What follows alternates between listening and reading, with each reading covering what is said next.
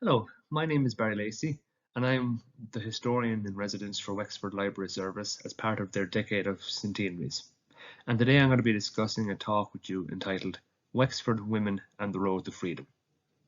In recent years, there has been an increased awareness of the role of women in the revolutionary history of Ireland, from the 1916 Rising through the War of Independence and into the Civil War, and they played an important role in advancing the cause of Irish freedom, primarily through the organisation Cumann, meaning the Irish Women's Council.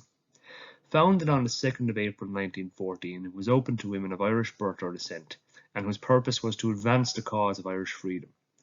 While set up as its own individual organisation, it played a vital role in supporting the Irish volunteers during the 1916 Rising.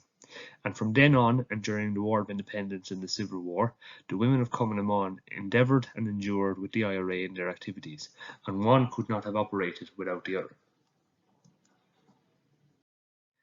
In 1956, Moira Fitzpatrick, née Moran, was one of the few women from County Wexford from whom a witness statement was taken as part of the Bureau of Military History. Moira grew up in Church Street in Enniscorthy and was one of a family of 6. From a young age, she describes how her parents' nationalist ideas influenced her heavily, in particular those of her father. She quotes, "When we were kids, we used to say of Dad, Ireland first, Ireland last, Ireland over all. Other children had fairy stories. We had history and ballads. We said our prayers in Irish. At that time there was no Irish spoken in Enniscorthy or taught at school, but knowing your prayers in Irish got you a lot of respect from the nuns who taught us." According to Moira's account, the first Cumann branch in Wexford appears to have been set up in Enniscorthy in 1914 by her and a Mrs. Wise Power, who was president of the organisation. It had a strong membership of 100, indicating good support for the nationalist cause within the town. The following year, a branch was founded in Ferns with 20 members, but this dropped to 8 by 1916. During the 1916 Rising in Enniscorthy, the women of Cumann played a vital role in support of the Irish volunteers, preparing meals, delivering dispatches, and setting up field hospitals in preparation for what was expected to come. The enthusiasm of these women is evident in Moira Moran's statement regarding the start of the Rising in Enniscorthy, where she states, "I knew what I had to do when the real fighting started. I had a first aid certificate, but it's the rifle I would have preferred." Some Wexford women took part in the Rising in Dublin. One of these was Mary Josephine Ryan, also known as Min Ryan, originally from Tomcool in County Wexford. Born in 1884, she was the 6th child of 12 children, 8 girls and 4 boys. Education was important to her parents, John and Eliza Ryan, and all the girls attended Loreto College in Gorey before going on to university in Dublin. While there, Mary studied French, German and English before later spending time in Germany. Upon graduating, she got a teaching job in London, but returned to Dublin in 1914, taking up another teaching post. While there, she had the company of her 2 sisters whom she lived with, Phyllis and Mary Kate. Mary took a prominent role in Cumann. She was a founding member and later secretary of the organisation. She became very close to Sean McDermott, one of the 1916 leaders, and he admitted he would most likely have married her. However, his execution ensured this was never to be, and it must have caused a great deal of grief for Mary. During the Rising, she was sent by Sean to Wexford with dispatches, only to be sent down a second time afterwards, but with countermanding orders from Owen MacNeill to halt the Rising. While the fighting was ongoing in Dublin, herself and her sister Phyllis acted as messengers to and from the GPO. She was not the only one of her family with strong national ideals. 2 of her sisters, Kit and Agnes, were also involved in the organisation, while a brother, Jim, then a medical student, had joined the Irish Volunteers. Another Wexford woman involved in the Rising in Dublin was Moira Comerford, who was born in Rathdrum, County Wicklow in 1893.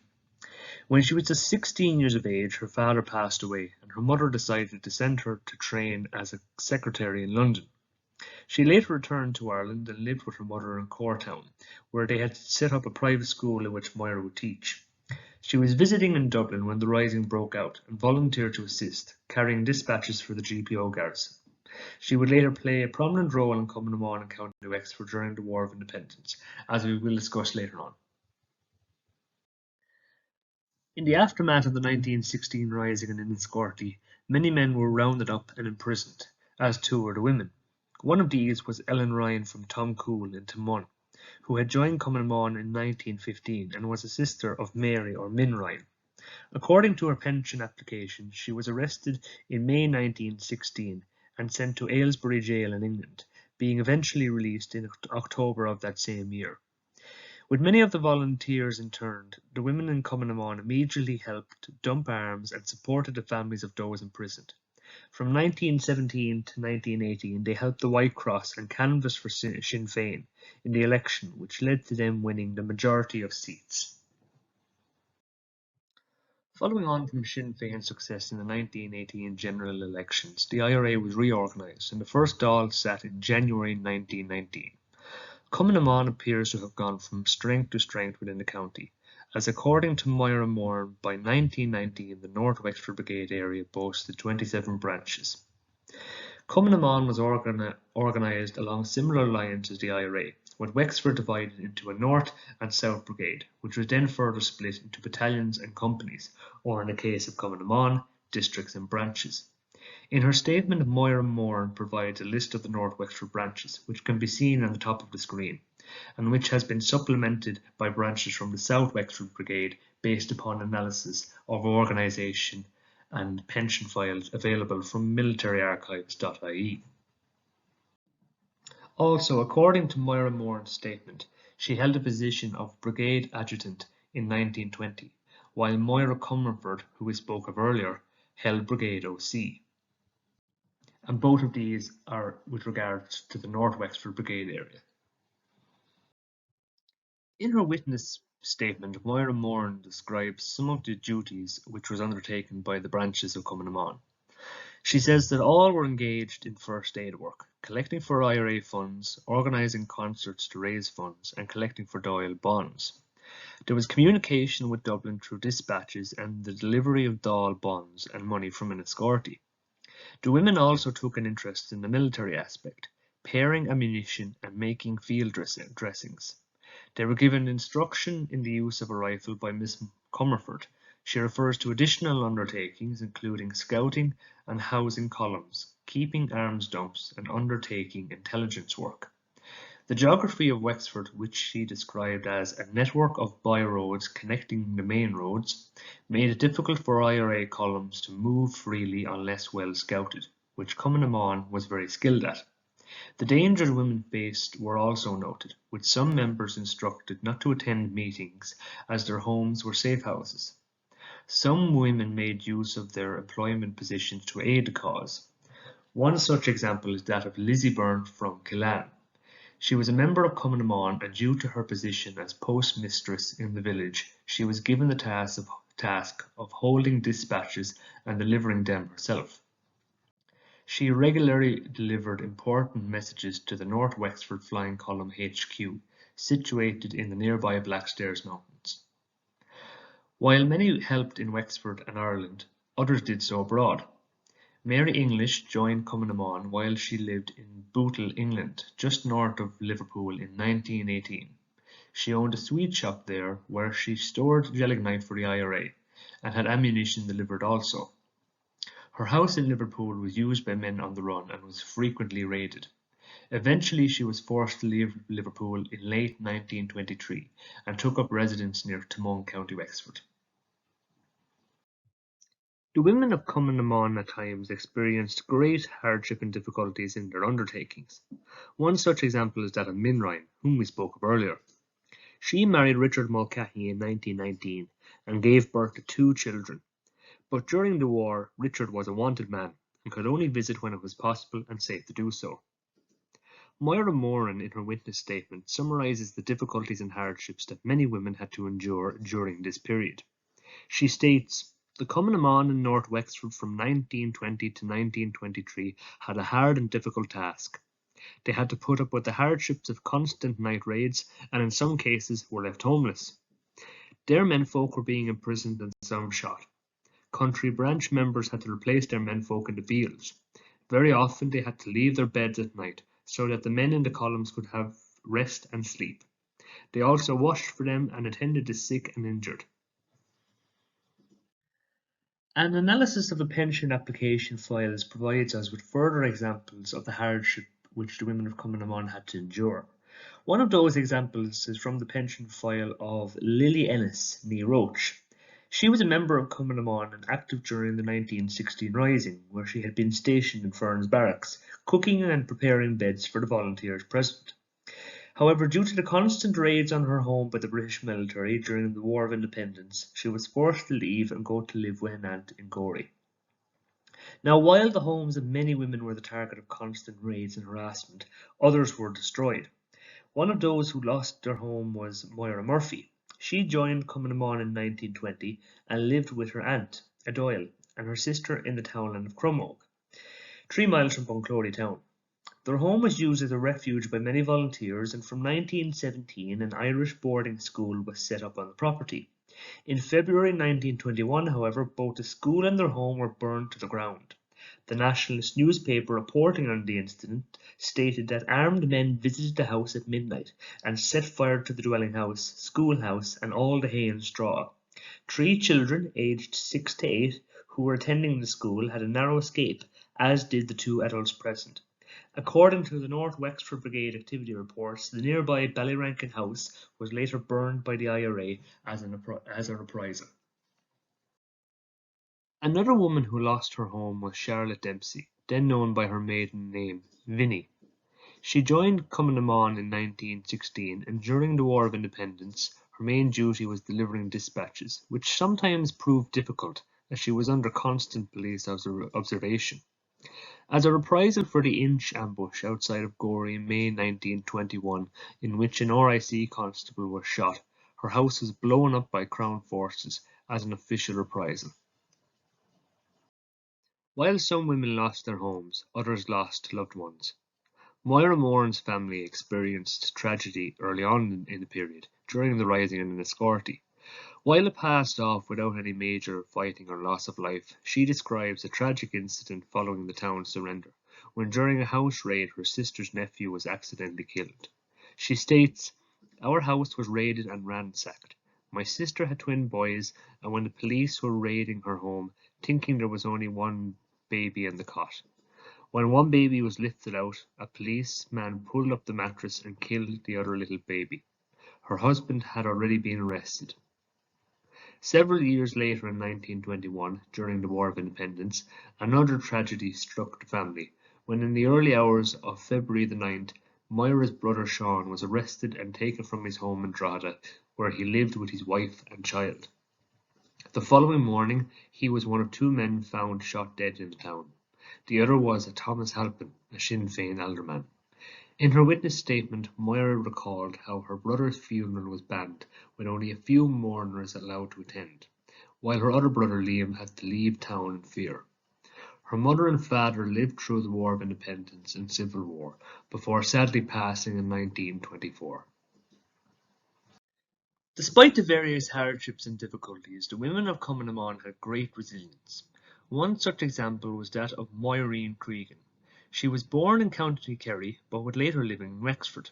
A nationalist pride was evident within her family, as growing up she was encouraged by her mother to learn the Irish language. After finishing school, she then went on to train as a teacher, before deciding to move to Dublin in 1914 to study music. It was during this time that she joined the Gaelic League, through which she would meet her future husband, Dr. James Ryan. In the following years, she became more involved in the Republican movement, delivering arms and ammunition to volunteers in Tralee prior to the 1916 Easter Rising, and later helping to campaign for Sinn Féin in the 1918 general election. She later moved to Wexford with her husband James, after he opened a practice in the town.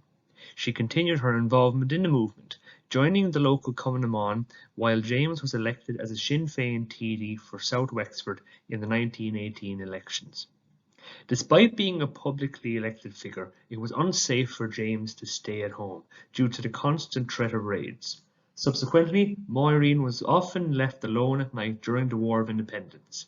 In July 1920, James was arrested and sent to Waterford Gaol. Following an IRA ambush in Wexford in 1921, Maureen was ordered to post a proclamation of martial law on the windows of her home. Refusing to do so, she was imprisoned in Watford Gaol for 10 days, and later refused to recognise the court and pay a £50 fine, despite the threat of a further 3 months' imprisonment. The incarceration of a young woman was bad publicity for the British government, and when she returned to prison to serve her sentence, they refused to let her in. Despite this, it was still not safe for her to remain in Wexford, and she went on the run, staying with her father-in-law in Dublin. Both her and her husband would later take the anti-treaty side during the Civil War, with the latter being imprisoned and going on hunger strike in 1923. Eventually he was released, and the couple settled down in County Wicklow, rearing 2 children together. Maureen passed away in 1975 at the age of 84. While there were many women involved directly in Wexford during the War of Independence, delivering dispatches, weapons and ammunition, scouting and undertaking intelligence work, it is important to remember those who helped and endured in different ways. More specifically, the mothers of all the men who were active at the time, many of whom were on the run away from home for weeks or months. Moira Moran, telling the story of how her family heard the news of her brother's death, described her mother's reaction. She states, "Just then Father Brown came in to tell us that Sean had been murdered by Black and Tans in Drogheda. Oh, my mother was brave. She didn't cry, but I knew her heart was broken. I never saw her smile again. Looking at Father Brown, she asked, 'It wasn't spy and informer, Father?' 'No, thank God.'" During the War of Independence in Wexford, Patrick Doyle of Ballindagan was quartermaster of the North Wexford Brigade IRA, and in his witness statement he gives us a short but concise description of his mother's situation during the time. He states, "From the middle of 1920 until the truce, my 2 brothers and I were on the run. My mother, who was a widow, had to employ 2 men to work the farm, as well as supplying us with cash for our own needs.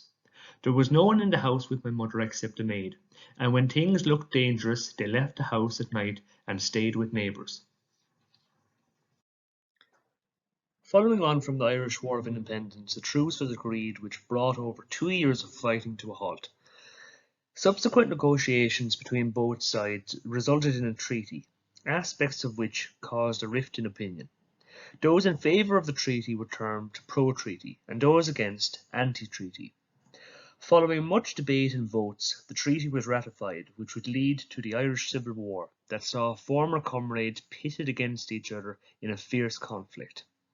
The split also affected Cumann, with many women supporting the anti-treaty IRA, or its pro-treaty counterpart, now known as the National Army of the Irish Free State. Moira Moran, in her witness statement, described how some of the women aided the anti-treaty side during the outbreak of the Civil War in Enniscorthy. Cumann, aided by other country branch members, helped the anti-treaty IRA during the fight by cooking, running an emergency hospital, and attending to the wounded and dead. At the end of the fighting, they formed an active service unit comprised of 12 girls, who would be called upon at any time. When Ernie O'Malley's column moved from Enniscorthy to Bunclody, members of Cumann scouted for them. 3 further active service units were created in 1922 and helped the anti-treaty side in the Civil War. Following the 1923 ceasefire, they helped prisoners and their dependents by collecting for them. During the Civil War, many women were imprisoned and went on hunger strike. One such individual was Anne O'Neill from Ferns.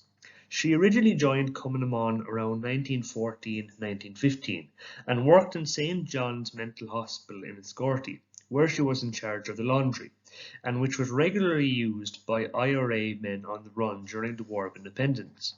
She was arrested several times and went on hunger strike for 34 days following her last arrest on the 6th of March 1923. Another woman imprisoned for her role in the Irish Civil War was Ellen Ryan, a sister of Mary Min Ryan.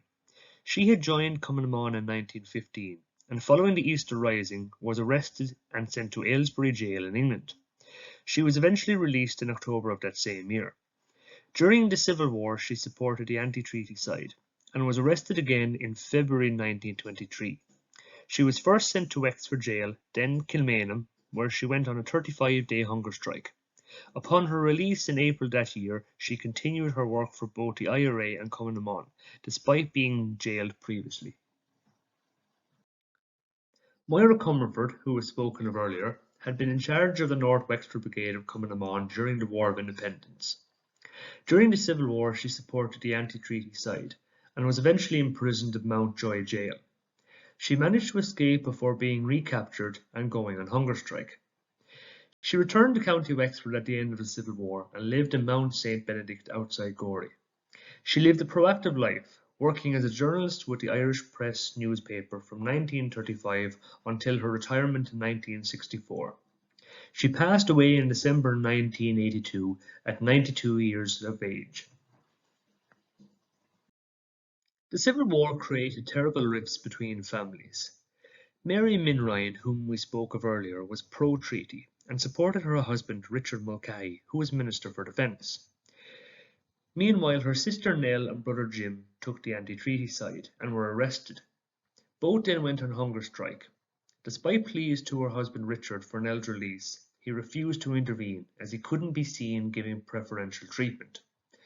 Despite the difficult relationships, however, that grew from the Civil War, the family managed to reconcile, mainly as they all had young families themselves, and believed for their own children's sake that they should put the past behind them.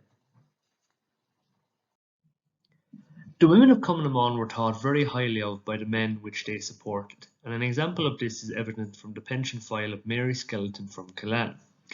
She grew up as Mary Byrne beneath the shadow of the Blackstairs Mountains, and trained as a teacher, eventually teaching in the nearby village of Rathnewer. In 1918 she joined Cumann na mBan, and during the War of Independence her home functioned as a safe house. She often obtained intelligence for the IRA, forwarded on from her sister, who was postmistress in Killaan Post Office. She was also active during the Civil War in support of the anti-treaty side, including on one occasion where she accompanied a column commanded by Ernie O'Malley, known as the Dublin Tipperary column, to Bunclody. Several references in support of her pension application testified to the high esteem in which she was held. One reference provided by a J. Nolan noted that she was a person who was looked upon by all IRA officers as most reliable and one who they could trust in every way. Meanwhile, a P.J. Sinnott spoke of his interaction with Mary Skelton during the period, adding that she was worth a dozen of any good active service unit men. A prominent member of Cumann na mBan was Kathleen Browne, who was born in 1876 in Bridgetown, County Wexford. She was the daughter of Michael Browne, a local politician who had worked with Isaac Butt and Stuart Parnell, and her mother was Mary Stafford of Baldwinstown Castle. From a young age, Kathleen developed nationalist ideals, becoming a member of the Land League, Gaelic League and later Cumann na mBan. Many prominent Republicans, such as Roger Casement, stayed at her home, Rathdoran Castle, from 1913 to 1921. In 1916 she flew the tricolour over the castle and was later arrested and sent to prison in Wexford before eventually ending up in Mountjoy. She was a staunch public speaker, with the RSC even noting, "Few women in this country achieved such fame as Miss Browne," and her outspoken and uncompromising addresses from public platforms reflected the strength and sincerity of her convictions. She took a keen interest in the history of County Wexford and was a founder member of the O'Kinslick Historical Society. During the War of Independence, her house in Bridgetown was raided several times, as it was used as a safe house for men on the run. During the Civil War, she supported the pro-treaty side. She later became involved in local politics and was nominated to Senate Éireann, where she remained until 1936. She passed away in 1943 at the age of 67. The revolutionary period in Ireland saw violence against women as well as men. Linda Connolly, in writing about gender-based violence, discusses how such disappeared from public discourse for many decades after the Civil War, through a mix of conservative attitudes and a desire to forget such atrocities from the period. One act which she discusses is the cutting of women's hair, which she describes as a symbolic and bodily violation that involves unwanted physical contact between aggressors and victims. It was an action that was undertaken by both sides during the revolutionary period. In County Wexford, 2 instances of this are noted from newspaper reports. The first occurred on Saturday, July the 9th, 1921. The New Ross Standard newspaper reported that about 1 o'clock in the morning, a party of 8 masked and armed men called at the house of Mr. Peter Kinsella of Coulthall Lower, a short distance outside of Gorey Town. The family were in bed at the time of the incident, but upon hearing the knock on the door, Mr. Kinsella asked who was there, and in reply he was told to open it. After refusing, the strangers threatened to break the door open, and he reluctantly let them in. One of the men asked for his daughter, Bridget, before she was brought downstairs, dragged into the yard, and had her hair cut with scissors, all while guns were pointed at her also. She was forced onto her knees and made swear not to spend any more time in the company of black and tans. The men then left and took her bicycle with them. Bridget later lodged a claim and received £500 compensation. The second incident took place on the 7th of February 1921 and was reported by the New Ross Standard on April the 29th of the same year. Marcella Brown, who was 19 years old, was making her way home in a trap with friends when they were stopped by armed and masked men. She was dragged out of the cart, brought up to an adjoining road, and had her hair cut. She pleaded with them and asked could she take her hat off first, to which they refused and cut it with the pins still in her hair. She was told it was a penalty for talking to police and going to dances. During a claim hearing for the incident, a doctor gave evidence that she was 3 weeks ill afterwards and suffered from shock. During the War of Independence in Wexford, a single female fatality is recorded which can be directly attributed to the war. On the 14th of February 1920, a 61-year-old Ellen Morris was accidentally shot during a raid on her home in Clentyre, Gaeltacht, County Wexford. A party of men entered her husband's shoemaker workshop. Ellen was polishing boots and ordered the raiders out, when one of them, a John Lacey, fired a warning shot into the ceiling. Ellen went into the scullery, and as she raised a spade to hit him, he inadvertently fired, killing her. John was later sentenced to 18 months imprisonment and hard labour. Ellen left behind 13 children. Despite the incidents of violence against women, there were examples of courtesy being shown to some, despite the fact that they were associated with the opposing side. This is evident in accounts relating to police barracks, which had been vacated and were subsequently burned by the IRA in County Wexford. In 2 instances, the wives and families of sergeants still resided in the buildings, at both Tintern and Ballybrazil. On both occasions that these vacated barracks were burned, the women were ordered to leave the building with their children, and it was then set alight. However, the family's furniture and belongings were courteously removed from the building for them by the very men who were then to set it on fire. Throughout the period from 1916 through the War of Independence and the Civil War, the women of Commonwealth played a vital role in advancing the cause of Irish independence. Decades after these conflicts, the contributions of women was often overlooked or not given the recognition they had deserved. This is somewhat obvious from the lack of witness statements from women. In relation to County Wexford, that of Moira Moran provides an insight into the activities of Commonwealth within the county, and it is unfortunate that more members were not interviewed. Despite this though, the pension files of many members allow us to paint a picture of their undertakings, as well as the hardships they endured from raids to imprisonment and sometimes the destruction of their homes. In recent years there has been increased awareness of the role of women, which has resulted in more material being available than ever before, and when combined with that just discussed, it helps paint a picture of their undertakings. The women outside of Commonwealth also had stories to tell and endured their own hardships. It's important to remember and reflect on all those women from the period, their experiences, hardships, goals and losses, all of which affected and shaped the Ireland in which we live today.